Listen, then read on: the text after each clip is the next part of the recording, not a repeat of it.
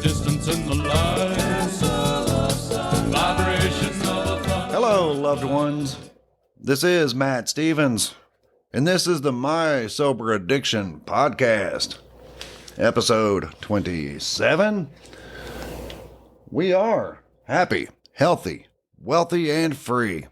I have been reading the Kybalion, and yes, since last episode I have been corrected on the proper pronunciation of it. Apparently, in the old Greek, they didn't have a short I sound, so it would not have been Kybalion, it would have been Kybalion, actually. But I may not get that last part, so sue me. Good luck.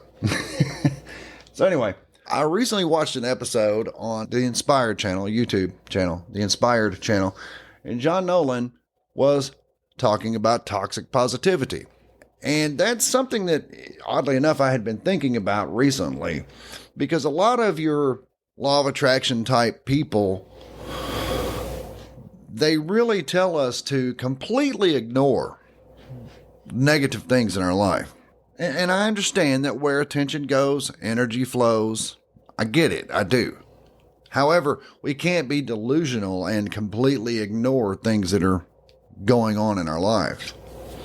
What we can do, though, is we can, as the Kybalion says, transmute those things. Because even in the Kybalion, it does tell us, don't ignore the things that are going on, negative or whatever, but yet to transmute those things.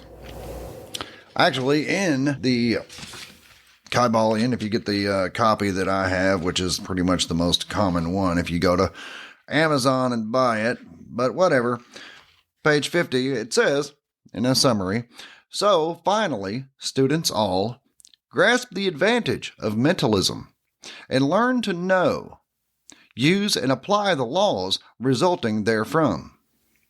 But do not yield to the temptation which, as the Kybalion states, overcomes the half-wise, which causes them to be hypnotized by the apparent unreality of things, the consequence being that they wander about like dream people dwelling in a world of dreams, ignoring the practical work and life of man.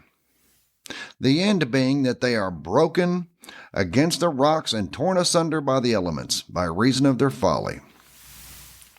Rather, follow the example of the wise, which the same authority states, use the law against laws, the higher against the lower, and by the art of alchemy transmute that which is undesirable into that which is worthy, and thus triumph. In the Kybalion, the half-wise are people who understand, who at least know the laws, such as the law of mentalism. Everything is mental, that we exist in the mind of the all, or the creator. In toxic positivity, we're usually told to use affirmations and journaling, and those are all great tools. They really are. However, they have really turned this into an industry, selling hope and manifestation and prosperity and things like that to New Agers. And really the only people prospering from this are the people who are selling it. I'm not saying to not be positive. Of course, be positive. But you can transmute the bad things that happen to you. We can't be naive and act like that nothing has happened. For example, I have taken my addiction and transmuted it into something positive. This podcast. I could not do this podcast or anything that I do, such as writing my memoir or any of those things, had I not been through something very negative. And I am now using that, transmuting it into something positive. Something positive for myself, and hopefully something positive for you guys, or for someone. If it only helps one person, that'd be fantastic, wouldn't it? My point is, address the issues that you have. Of course, we do acknowledge the fact that where attention goes, energy flows. Yes, we understand that, but we can't just completely ignore everything negative in our lives. We have to recognize them, overcome those things, and as the Kybalion says, transmute that into something positive. So address your issues and make something good out of it. Acknowledge those things, then move on. And for God's sake, forgive yourself. You've got to forgive yourself. If no one else forgives you, well, that's unfortunate. And I would love to see those people who are in your life, maybe you've had relationships with in the past, and yeah, you screwed it up by having your addiction. You screwed it up by whatever it is that you did. However, wouldn't it be nice to bring them along? Wouldn't it be nice to have them come with you in your victory now that you are moving forward in sobriety? That's kind of what I talked about in the last episode. That's kind of how you can sell it to your loved ones, people that you need to repair relationships with. And yes, it is kind of on you because you're probably the one that screwed it up, right? You know, I told my kids, I begged them to forgive me. I told them I'm sorry. And I also told them, I understand if you never want to speak to me again. I understand because I was totally not there for you. I was not good for a long time. But being the amazing young ladies that they are, they forgave me. And now we have amazing relationships. We really do. It does happen. Because a lot of times our loved ones don't hate us. They just hate what we're doing. They hate the addiction. But once we can really show them, and of course they may be a little skittish at first. That's understandable. But once it's been proven to them that, yeah, he is really doing well now, I can just about bet you that they are going to come along for the ride with you. It's kind of getting off the subject, as I am so apt to do. But the whole transmutation, I'm more of a fan of that. And I know I've been kind of ripping on the old law of attraction and all that kind of stuff because I feel like for a couple of things. One, I feel like it only sells you on the dream. I'm not against the law of attraction. I just think it's like, well, that's half of it. There's more to go. Getting back to this whole nature of reality, in the Journal of Nature, which is a very prestigious magazine, there was an article written by Richard Conn Henry, who is a physicist at Johns Hopkins University. He wrote an article titled The Mental Universe. It's a long article. In it, he says, the only reality is mind and observations. But observations are not of things. To see the universe as it really is, we must abandon our tendency to conceptualize observations as things. That's pretty deep because it's like, what do you mean? We got to abandon our tendency to not to conceptualize observations as things. It's the things that we observe are not really things at all. They are manifestations. They're representations of mind. The universe is a mental creation. We are part of it. And that's one of the other things that it speaks of in the Kabbalion is that let's not get caught up in the fact that all of this is an illusion because we're part of the illusion. What we really are is just a personality that was splintered off from the all, and we're on our way back to the all. That's a whole other topic. Anyway, summed up, this article in the Journal of Nature was summed up in the last sentence. It says, the universe is immaterial. It is mental and spiritual. Live and enjoy. We must just accept the fact that the universe is immaterial, that it's mental and spiritual, but here we are. So for now, while we are in this physical manifestation, while we're in this 3D reality or whatever you want to call it, enjoy it. We're not here very long. What, 80 years, 100 years, maybe 120? I don't know. Point is, this lifetime is very short. And we're here for an experience, to learn something, to figure something out, whatever. So just enjoy it. It's not going to last long. And what happens after this? I don't know. Maybe do it again. Point is, we accept the fact, and it speaks to this in the Kabbalion, we accept the fact that none of this is real. It's a mental creation in the mind of the all. But while we are amongst it, while we're down in it, we have to play by the rules. We have to abide by the natural law. And that's fine because there's so much to do here. There's so much beauty. Now, yes, I know there's so much violence and suffering also. I don't shy away from that. However, there's so much to learn. There's so much to see. There's so much to do. And it really is rather amazing. So while we're here having this experience, let's do it, right? Let's have that experience. Because in the Kabbalion, it refers to the half-wise as people who know these laws, but they are blinded by the whole thing of it being an illusion or a dream. So they don't fully immerse themselves into the physical for the time that we're here.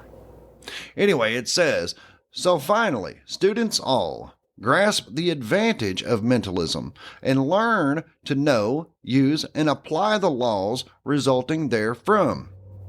But do not yield to the temptation which, as the Kabbalion states, overcomes the half-wise, and which causes them to be hypnotized by the apparent unreality of things. The consequence being that they wander about like dream people, dwelling in a world of dreams, ignoring the practical work and life of man. The end being that they are broken against the rocks and torn asunder by the elements, by reason of their folly. Rather, follow the example of the wise, which the same authority states, use law against laws, the higher against the lower, and by the art of alchemy transmute that which is undesirable into that which is worthy, and thus triumph. While we accept the fact that all of this is mental, all of this is a creation of the Creator in its mind, some people, what it calls the half-wise, use that as a reason to not really exist in the moment, not really exist and present in this physical sense. See, we can be both. We can be present in the physical sense, have these experiences, learn these things, and also use the fact that everything is a mental creation. We can also use that to our advantage. We can use that to create amazing lives for ourselves. Like, for example, when we were in active addiction, sure, we could have been like, oh, this is all an illusion. It doesn't matter anyway, right? In fact, that's kind of how we did live. Whether we really saw things that way or not, that's something else. That is kind of how we lived. Now, we acknowledge the fact that it's not all real anyway, but here I am, and I am subject to natural law.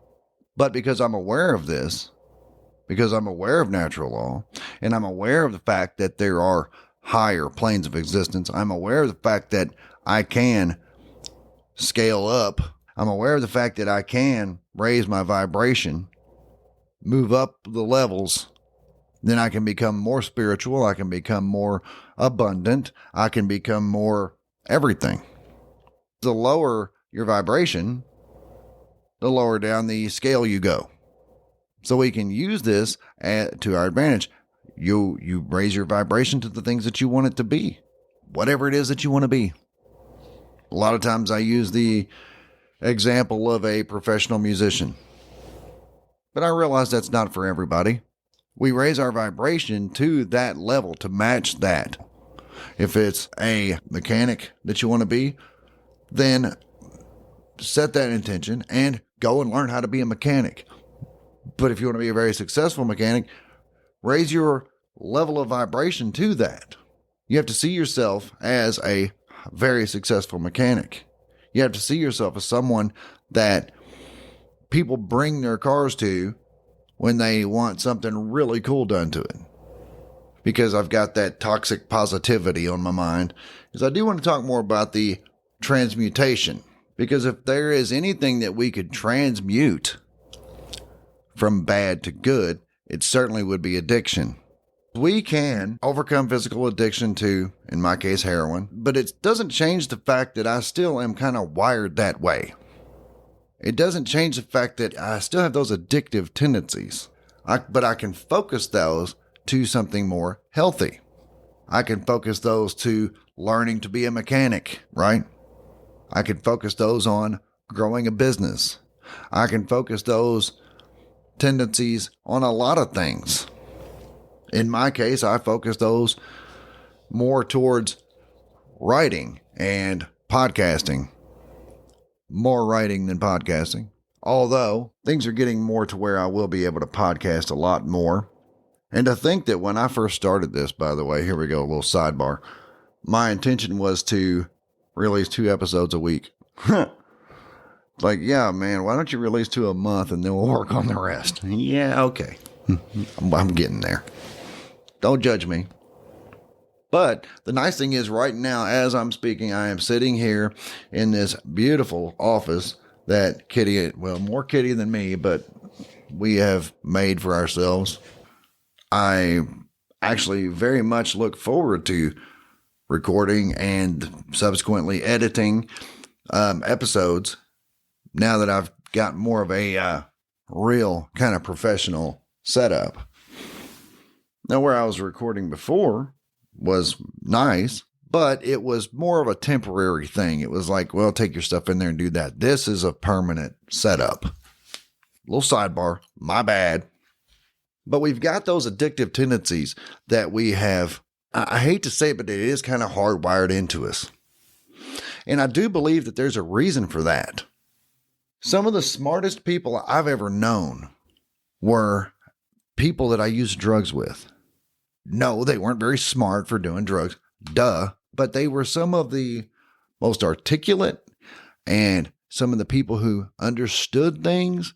They could understand some of the most complex, intricate, detailed things, whatever the case may be. But they just happened to be strung out on dope, so that's all they could focus on. And they were so smart. So I'm like, well, can't we direct that towards positive things? Sure we can. Because getting over the physical addiction to any drug, while as difficult as it is, that's kind of the easy part, right? That's why you see people relapse after years. Obviously, they're not physically addicted anymore. Like with heroin, the detox period is 5-7 days? And after that, yeah, you've still got a pretty long road to go because your body just isn't making chemicals, or your brain, whatever, just isn't making chemicals the way it's supposed to keep you going. But whatever. Point is, the physical part, as difficult as it may be, is the easy part. It's that mental part of addiction, the part that will bring you back after years of sobriety. Or it's also the case where you will see 2 people using drugs together, let's say for a weekend, because this used to happen a lot. I had a friend that he would occasionally, let's say on a Friday night, he would be like, hey, man, let's get some dope. And I'm like, cool. So, I was going to anyway, but whatever. So he'd be like, let's get some dope. So we do some dope, and he would get high with me and whatever, say Friday night, Saturday night. But then Sunday, he'd be like, okay, I'm done. I got to get my shit together and get back to work tomorrow, blah, blah, blah. And of course, the addict, me, I'm like, huh? I mean, I get it. You got to go to work tomorrow or whatever. That's all fine and good. But how are you able to just quit? Because he wasn't wired. He that way. His brain just didn't think like that. I do know that had he gone 3 or 4 days of it, he would have become physically addicted. But as we said, that's the easy part. Well, it's not easy, but it's the easier part, right? It always boggled my mind how can you do that? In fact, it used to boggle my mind just sitting in traffic, sitting at a stoplight and just look at the person in the car next to me and think, how do these people do this? How do these people get through their day and not use drugs of any sort? How do they get up in the morning and get going and not have to get high first? How do they go to get themselves ready and go to work and, whatever it is that they do? How do you do it? And as silly as that may sound, it boggles my mind. Now I'm doing it, of course. Now I can do that. But I could have told you before and I was a late bloomer. I didn't start using drugs till like I was, 30, 32. But anyway, but I could have and maybe should have seen it coming a long time ago. Back during I had a PlayStation 1. I got hooked on Final Fantasy 7. Right? And I was absolutely obsessed with that game until I beat it. And then I kind of moved on to another one. I realized, yeah, I'm spending too much time on this video game. So the game system actually got stolen out of my apartment, which was probably the best thing that could have happened to me. But how many people do you know are addicted to video games? And if they could just redirect that attention, that addiction to something probably more healthy, we can direct it towards some kind of art. You can make a little side hustle, a little business out of selling art. It's amazing the crap people sell on like Etsy. There's people who are making art, putting it on Etsy for, I don't know, say $20, whatever, and making money selling art. It's rather amazing. And the beautiful thing is we as addicts can redirect those tendencies towards something more healthy. Like in my case, like as I said, writing and podcasting. Other people may want to be a mechanic. Focus all that into learning, perfecting that trade, and becoming an amazing mechanic. But I can tell you, someone who is an addict probably wouldn't be, and no offense to anybody who works at Midas or whatever, those guys that are just basic run-of-the-mill mechanics, God bless them, we all need them. But I can tell you that somebody who is a hardcore addict won't be satisfied with that. They're probably going to be like tuning freaking hot rod heads or whatever, something. They're going to be doing something to soup up freaking cars or diesel engines or whatever the case may be. They're going to be doing something that's over the top, over and above, just like someone who is an artist. Let's say a sculptor. I would venture to guess someone who is a pretty hard addict would not be satisfied with making little sculptures. No, they're probably going to make those big 20-foot tall freaking whatever they are. I mean, they're very cool. I mean, you see pieces of art, they're kind of abstract, but it might be some welded things that are welded together. And I mean, in a lot of cases, they're freaking cool and all that. But if I had to guess, I would be willing to bet you that whoever made those pieces of art is probably an addict. And that's where their tendencies are focused. Pardon me if my bias towards addicts is showing. Yes, I defend addicts because I know how, as bad as we can also be equally as good. There's two sides to every stick, right? And then there's the middle. Most people ride somewhere in the middle, and that's good. The extremes are, well, they're extreme, correct? So anyway, loved ones, I love you. I kind of got a little I wouldn't say sidetrack. I kind of got a little off on a tangent there, but I just know that if we can just find another way to focus our attention on something else, and for God's sake, not video games. Okay, sure. Video games are better than drugs. At least it'll keep you out of jail and it'll keep you out of the morgue. You can do things that are so much more constructive. But whatever, I'm not picking on people who play video games. Geez, I know a lot of people do. That's fine. It's fine. It's okay. So, loved ones, again, we are happy, healthy, wealthy, and free. Free? Yes, we are free. I don't care what they say on the news. In fact, I'm trying to not watch the news. Why? Because that's them. That's the collective. That's what they are programming us to believe. Is it really happening? I guess. Not happening to me, though. Nope. I'm an individual, and so are you. And what's going on with the collective is nothing to do with you. All right, loved ones, I love you. I will be back. Oh, right. Yes. Please subscribe to my Substack. Also, YouTube, Matt Stevens, MSA, as in My Sober Addiction. You may or may not want to watch my videos. I don't know. But what I would like for you to do is please subscribe.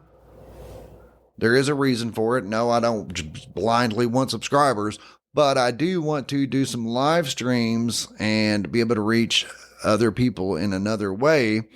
And I will probably be talking about the same things. Maybe, I don't know. Anyway, just do that for me, please. I love you. So, my Substack, Matt Stevens, YouTube, Matt Stevens MSA, and also wherever you get your podcasts, a rating and or review would be fantastic as well. I will be back directly. There is a distant